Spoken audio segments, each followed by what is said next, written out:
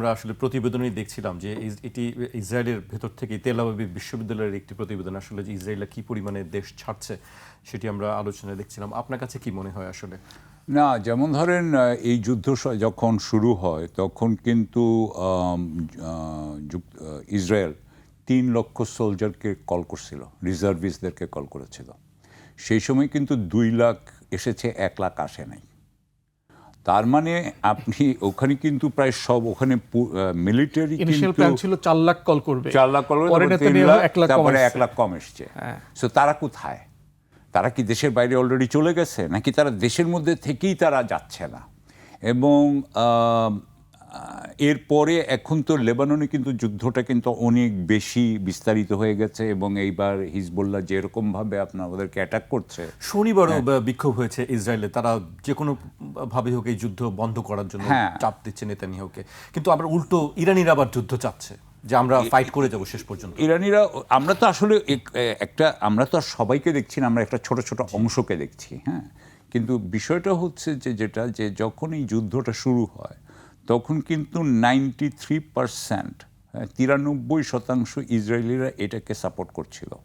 ওখানে কিন্তু এমনভাবে আপনার যেই মিডিয়া গণমাধ্যম যেটা, সেখানে কিন্তু মিলিটারি সেন্সর আছে, ওদের মিলিটারি সেন্সররা কিন্তু সেন্সরশিপ করতে পারে, কিন্তু তারা নিজেরাই নিজেদেরকে এমনভাবে সেন্সরশিপ করছে যে গত যে 2023 থেকে গাজাতে যে আক্রমণ হচ্ছে সেটার বিরুদ্ধে কোনো ধরনের প্রতিবাদ কিন্তু করা হয় নাই।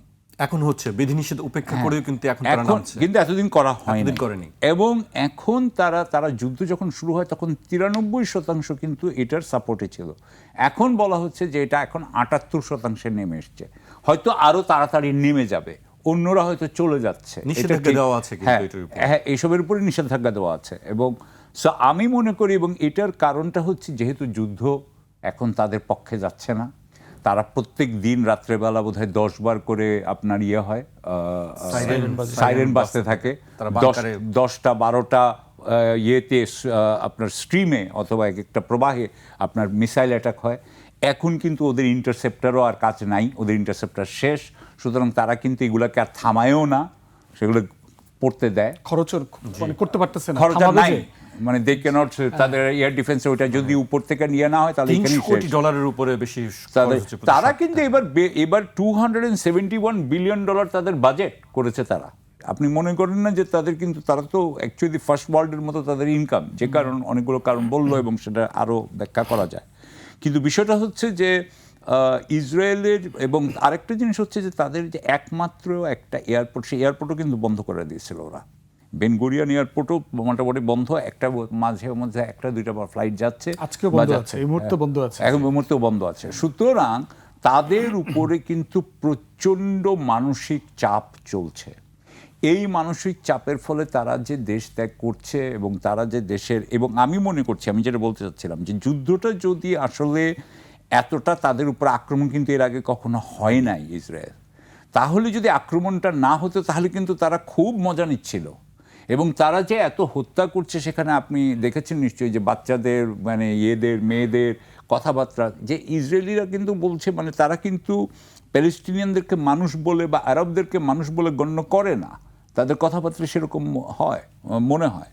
সুতরাং তারা এখন, যেহেতু যুদ্ধটা তাদের নিয়ন্ত্রণের বাইরে চলে গেছে, যেহেতু তাদের উপর আক্রমণ করা হচ্ছে, যেহেতু উত্তর ইসরায়েলে কেউ থাকতে পারছে না কারণ হিজবুল্লাহর আক্রমণের জন্য, হিজবুল্লাহর মিসাইল ক্ষেপণাস্ত্রের আক্রমণের জন্য, সুতরাং তারা এখন দেশ থেকে পালাতে চাচ্ছে। তার মানে কি সবাই পালিয়ে যাবে? না, তারা সবাই পালাবে না। এবং তাদের মধ্যে তো গরিব ইহুদি আছে, বড়লোক ইহুদি আছে। বড়লোক ইহুদিরা পালাবে, গরিব ইহুদিরা থাকবে। মিজরাহি আছে, ওখানকার মিডল ইস্টার্ন ইসরায়েল, তাদেরকেও কিন্তু একেবারে তাদেরই আরব ব্রাদারদেরকে ঘৃণা করানো শেখানো হয়েছে। সো এটা হচ্ছে কি ইসরায়েল অবস্থা, এটা একটা ঘৃণার উপরে বেঁচে আছে এরকম একটা সমাজ, যে সমাজকে ফুয়াদ বললেন যে এটা ডিপেন্ডেন্ট, অথবা এটাকে এক ধরনের ইয়েও বলা যায়, এটা প্যারাসিটিকও বলা যায়, যে এটার উপরে করে, এটার উপর থেকে নেয়। কিন্তু সেটার জন্য একটা জিনিস মনে রাখতে হবে যে ইসরায়েলের সবচেয়ে বড় অ্যাসেট আমি মনে করি হচ্ছে যে এই যে ওয়েস্টার্ন ওয়ার্ল্ড, সেই ওয়েস্টার্ন ওয়ার্ল্ডের কিন্তু অনেক ট্রান্স ক্যাপিটালিস্ট আছে। ট্রান্স ক্যাপিটালিস্ট যারা কিন্তু পৃথিবীর আসলে মেইন পাওয়ার, যারা ট্রান্স ক্যাপিটালিস্ট, এরাই কিন্তু ইসরায়েলকে সবচাইতে বড় শক্তিটা দেয়। হ্যাঁ, সেটা ল্যারি অ্যালিসন ধরেন বা সেটা আপনি মিরিয়াম এডলম্যান ধরেন, সেটা আমরা অনেকের নামও আমরা জানি না। হ্যাঁ, সুতরাং সেই হিসাবে আমি বলবো যে ওই আর একটা শক্তি রয়ে গেছে, যে শক্তিটা কিন্তু এখনও আছে। তবে হ্যাঁ, যেভাবে যদি রাজনৈতিক সমর্থন ইসরায়েলের উপর থেকে চলে যায়, তাহলে হয়তো বা এই বিলিয়নিয়ারদের ক্ষমতাও আস্তে আস্তে কমে আসবে বলে মনে করা হয়। তবে আমি মনে করি যে it will take a long time, এটা কিন্তু একদিনে হবে না, এটা অনেক সময়ের ব্যাপার বলে আমার মনে হয়।